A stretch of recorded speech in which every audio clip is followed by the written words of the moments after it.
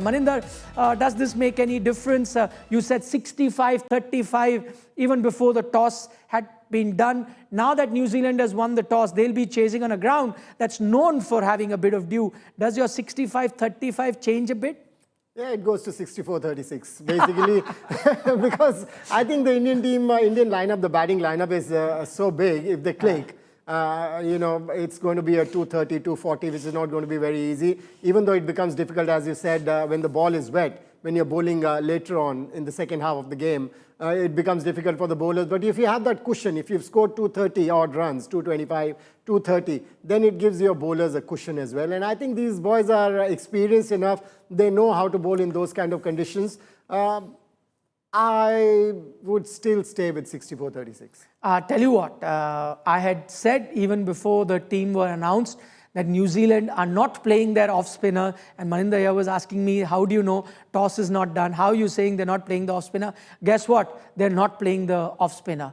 McConkie, the off-spinner for New Zealand, who did some damage in that semi-final as well, versus South Africa, picked up 2 very crucial wickets. They've left him out of the 11. How do you see that? Because India were a bit susceptible against off-spin in this particular tournament. We saw everyone thought McConkie might bowl in the power play, but New Zealand have kept him out. What they've done is gone in with another extra fast bowler, Jacob Duffy, who did not play the last game, the fast bowler from New Zealand. He comes alongside. You already had Matt Henry and Lockie Ferguson. Jacob Duffy now joins them. That's a bit of a surprise for me because, so many left-handers the Indian team has.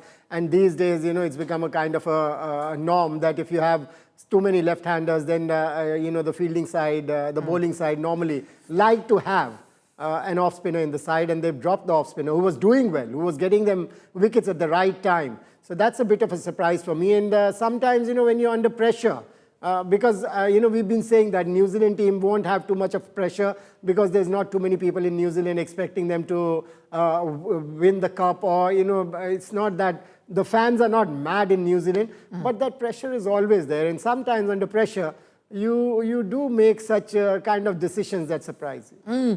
I wonder whether this decision is based on the fact, is what I was picking up from Ahmedabad, that this is not going to offer any sort of turn for the spinners. Maybe hit the deck sort of bowlers might work. There was a school of thought that for India as well, maybe bring in a Mohammad Siraj for this particular game. It's a high scoring game. Sometimes hit the deck bowlers, fast bowlers do the job. Could that be the thinking, and that's why New Zealand have gone with this? I think New Zealand basically trusts their faster bowlers more than their spinners because, one thought is that Indians are better players of spin bowling, even though in the past year or so we've seen that India has not been playing spin very well. But as you said, there might not be too much turn. So probably that's why they've taken the decision that have a faster bowler in the side, and probably this pitch has more life than the other pitches that New Zealand has played on, and that is why probably they've taken that decision. Let's talk about the Indian team. The latest from the Indian team, no changes. Something that we reported on India today, that India is unlikely to make any changes, even though there were many experts that believed that some changes were required. Some believed in the batting department with Abhishek, some believed in the bowling department with Varun Chakravarty. Guess what? India has done none of that. They've gone with an unchanged 11. So, Maninder, they've decided to continue with that winning combination. How do you see that call by the Indian team? That goes on to show the confidence the captain and the team management have in the boys. And I think they're playing like a unit, which is very important. They're enjoying each other's performance.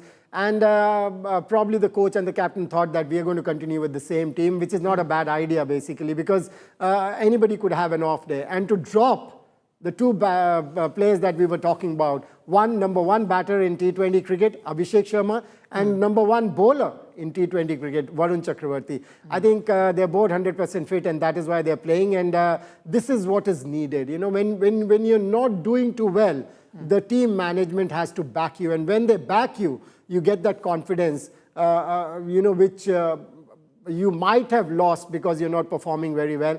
But once your team management backs you, you probably start thinking that I've got something in me, that is why they're backing me, and they get their game back.